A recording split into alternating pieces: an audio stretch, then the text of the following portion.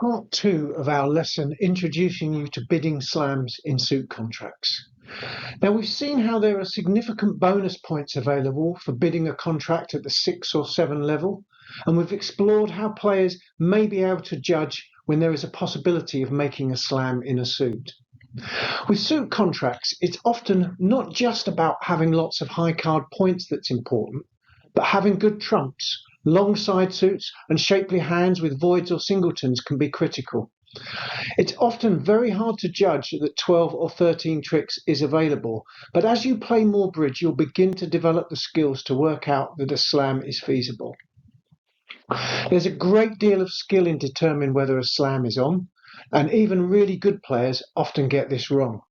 But one thing you must avoid is being in a bad slam, and the most obvious pitfall is where, despite having lots of good cards, long suits, sources of tricks, the partnership is missing aces. If you're in a small slam, then if the opponents have just 2 aces and are able to cash them, your slam will fail. You've lost 2 tricks. In a grand slam, your contract fails if the opponents have even 1 ace that they can cash to win a trick. So knowing how many aces the partnership holds is a really useful step for avoiding being in a bad slam contract. Fortunately, there's a tool that we can use to find out how many aces our partner holds, so we can sometimes avoid being in this position. That tool is called the Blackwood convention. Now, I should add that this is a crude tool. Blackwood is very popular amongst players because it's easy to use and it's actually quite fun, but many expert teachers will tell you it's often overused, and good players often use more sophisticated techniques to help them judge whether to bid slams or not. But for now, I'll explain the Blackwood convention as it's a really useful starting point for those learning bridge. There are a few versions of the Blackwood convention that you may come across in bridge books. I'm going to explain just what we call normal or basic Blackwood, and that's a tool for use when you're considering a suit contract. And the idea of the tool is it helps you avoid being in a bad slam contract where you are missing too many aces. So the way that the convention is used is that once a trump suit has been agreed and there is interest in a slam, a bid of 4-no trump by either of the players is a conventional bid. It shows interest in a suit slam and it asks partner how many aces they hold. It doesn't say, I want to play in no trump. Partner must reply to the 4-no trump bid as follows, and each reply says nothing at all about the suit being bid. If you don't hold any aces at all in your hand and your partner has made a 4-no trump Blackwood inquiry, you must answer 5 clubs. That doesn't say anything about clubs, and all it says is, I don't hold any aces. Now, there are some very rare situations where partner has asked you how many aces you've got, and you actually hold all 4 of them. And in that case, you would also bid 5 clubs as well. That's extremely unlikely to come up. And your partner would be able to tell whether you're holding 0 or 4, because obviously they've got a strong hand and they would know how many aces they've got in the first place. If you've only got 1 ace in your hand, you would answer 5 diamonds, and that ace would be in any suit. It's not necessarily the ace of diamonds. It would be the ace. It could be one of any of the 4 aces in any of the 4 suits. Likewise, a bid of 5 hearts would say to partner, I've got 2 aces in any suits possible, and it's not specifying which ones. And 5 spades, if you were lucky enough to hold all 3 aces, then a bid of 5 spades would say, I've got all 3 aces in unspecified suits. Now, the important thing here is that the player who has bid 4-no trump, i.e. the player who has made the Blackwood inquiry, is in charge of the auction. And based on the reply that they've received from their partner, they will now determine the final contract. They must trust their partner. So you must trust your partner. If your partner bids 4-no trump and then decides that the right contract, after hearing your reply of 5 clubs, which means you've got no aces, if they now decide that we should play in 5 hearts, that would be a sign off. It says 5 hearts is as far as we can go. We don't hold sufficient aces for a slam, and we should just play in 5 hearts if hearts was the suit we'd agreed in our bidding previously. So it's really important that the 4 no trump bidder is the one who's captain of the auction or in charge, and you must trust your partner's judgment and let them decide where we head for our final contract. Okay, let's look at some examples of slam auctions where we use the 4 no trump inquiry to determine whether or not we have sufficient aces for a good slam or not. Okay, so here's an example. Here's opener's hand. They've got 18 high card points, a great 6-card spade suit. The hand's lovely, but it's not strong enough to open anything other than one spade, our longest suit. One spade, that's all we do. Let's look at responder's hand. Responder's got some really useful values, and they've got 4-card support for opener's spades. So they want to tell partner they've got support for spades. The right bid here is to bid 3 spades. Okay, now that says to partner, I've got between 10 and 12 high card points and at least 4-card support for your spade suit. Okay, openers should now be really interested in the possibility of slam. They can see that given that partner's got some useful values, there's a very high likelihood of making 12 tricks in spades here. But of course, the one thing we want to be certain is that we're not missing both the ace of clubs and the ace of hearts. So one way to investigate that is to simply bid 4 no trump, to ask partner how many aces they've got. If partner hasn't got any aces at all, they would reply 5 clubs, and then opener can sign off in 5 spades, expecting that would still be a good contract, but not worth the risk of playing in a slam.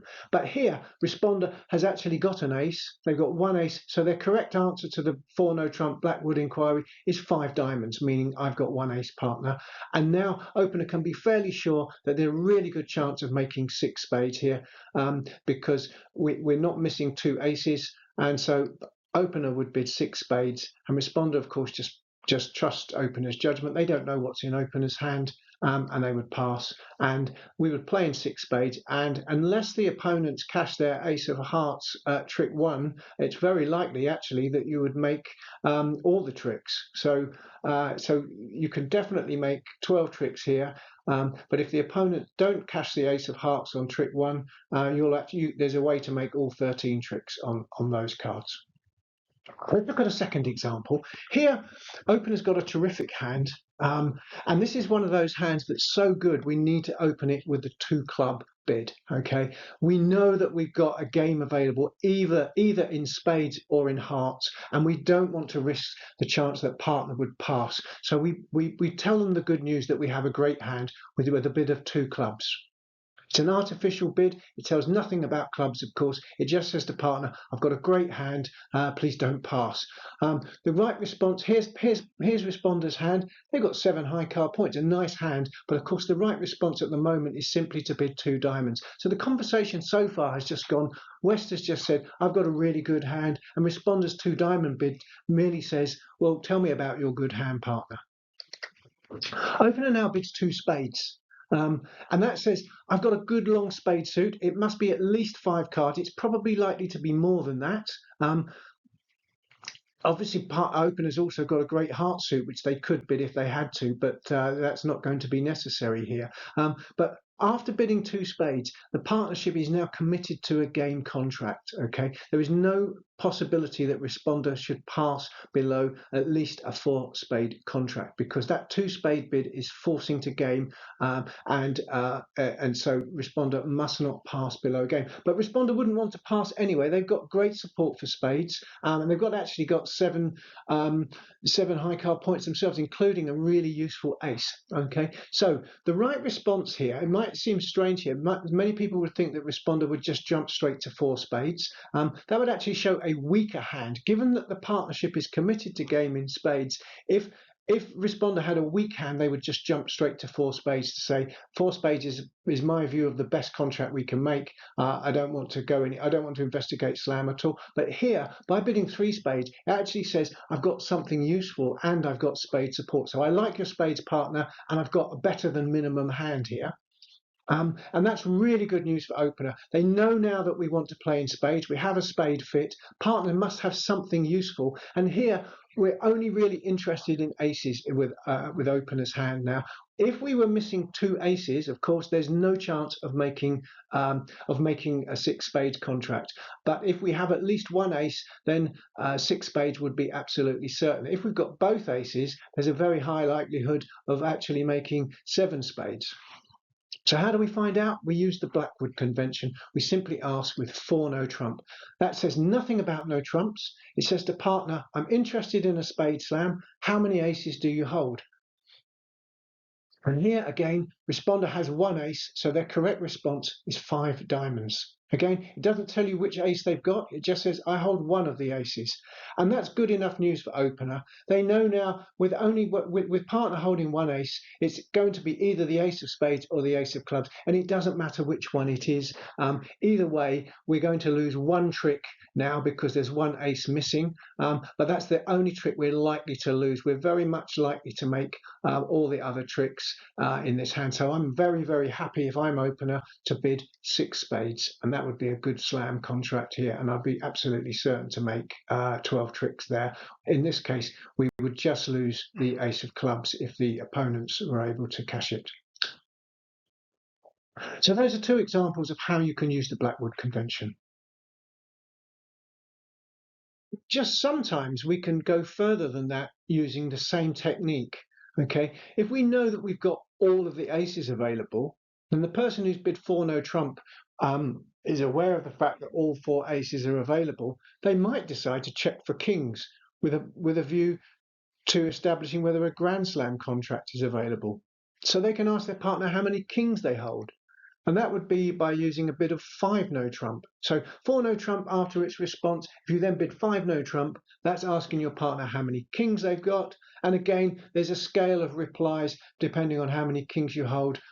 6 clubs would mean I've got 0 kings, 5 diamonds for 1, etc. The same sort of scale as we've just used at the 4 level. Now that doesn't come up as much. I'll make you aware of it because you may come across hands where this is useful, or you may see this. I think there's one hand in the lesson that we're going to set that uses this level, but don't worry too much. It's not going to come up that much.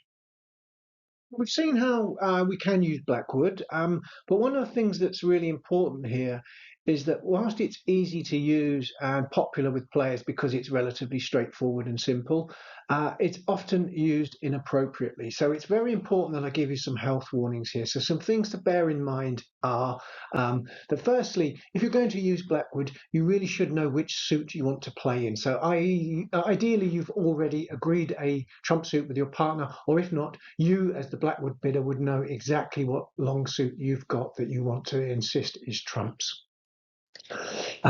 Blackwood, of course, has one big disadvantage. It doesn't tell you which aces are held, it just tells you the number of aces. And sometimes to evaluate whether a suit is necessary, you actually need to know specific aces. And that needs much more sophisticated techniques, which we aren't ready to learn on our bridge journey yet.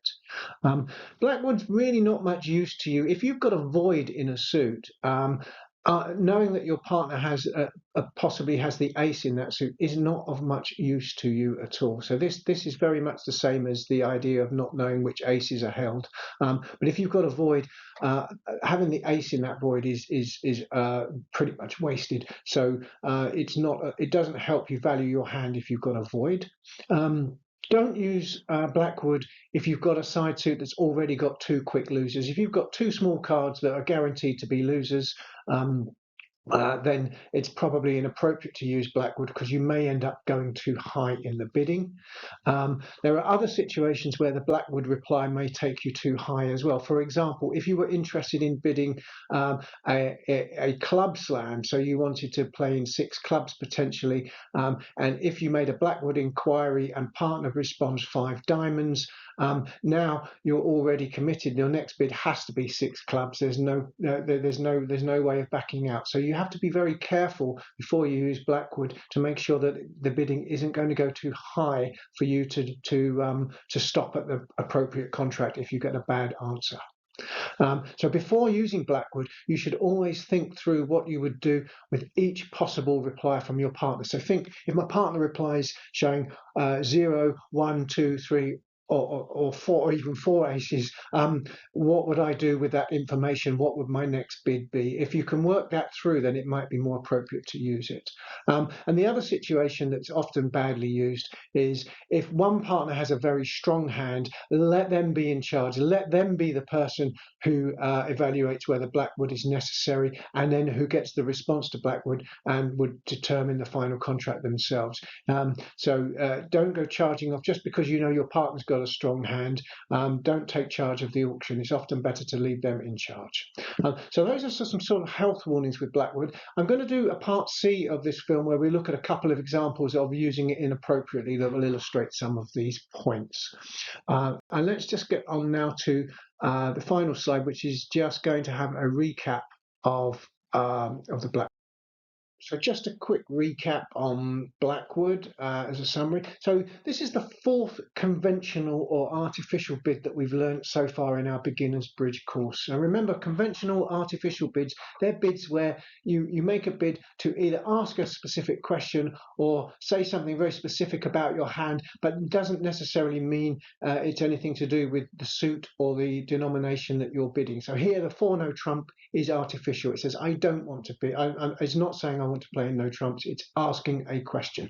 Now, the other sort of artificial bids that we've encountered so far, just to remind you, the takeout double, that's an artificial bid, a conventional bid. The Stamen convention, where you bid 2 clubs in response to a no trump opening, that's an artificial bid. And of course, the 2 club opening bid is artificial as well. It says nothing about your club holding in your hand.